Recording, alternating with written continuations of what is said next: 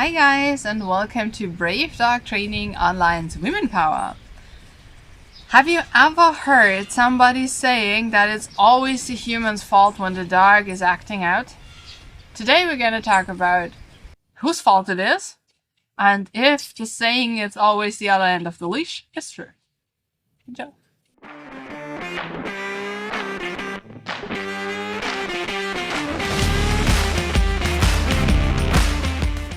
Alright, so it's funny because especially women jump on that train so fast. They kind of start blaming themselves at the first opportunity they get. I'm kind of the same, so I can talk about it. Tell me in the comments if this is something that you're experiencing too. I would love to know because it's happening to me all the time.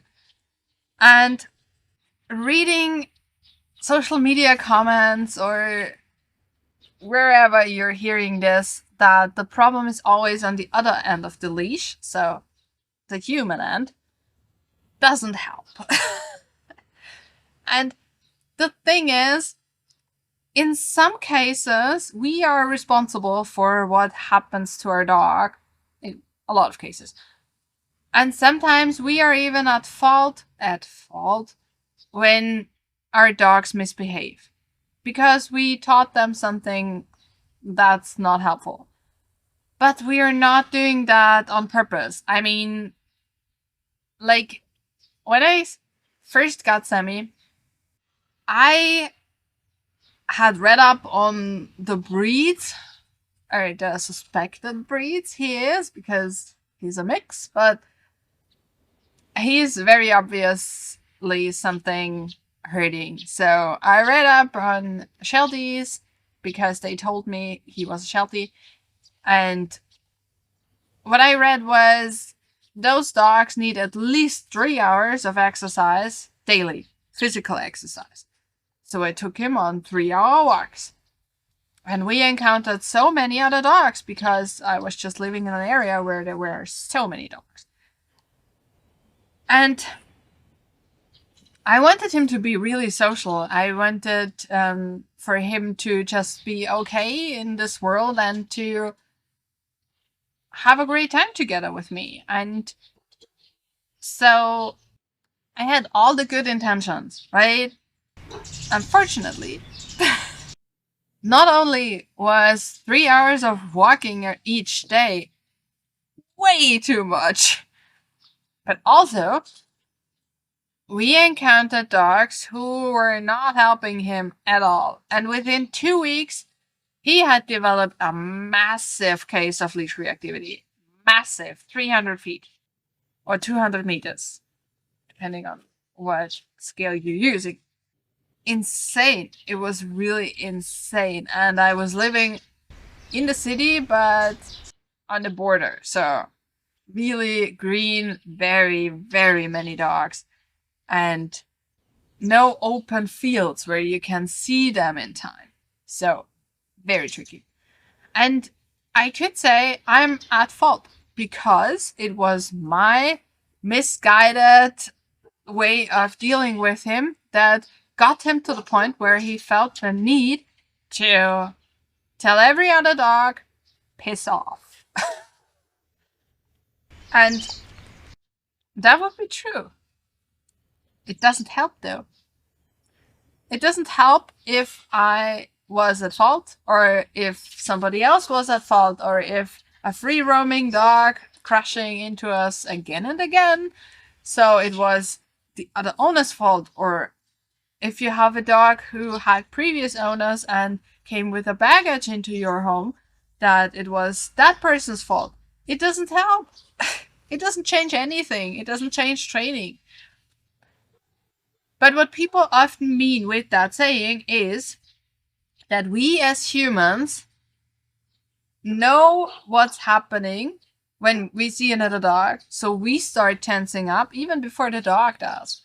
And since in training it's often just the dog who is in the focus, we are lacking behind and we are reacting sooner than our dog. And this puts tension between us. It puts tension on the leash, and that alerts the dog. Yes, that happens. But there is a huge but. It's not the reason for your dog going crazy. There has to be something else. Because when you take a dog who is completely sovereign, who completely safe with other dogs, completely confident, you can act out as much as you like. You can be tense as much as you like. Your dog will not escalate. He will if he had a problem in the first place.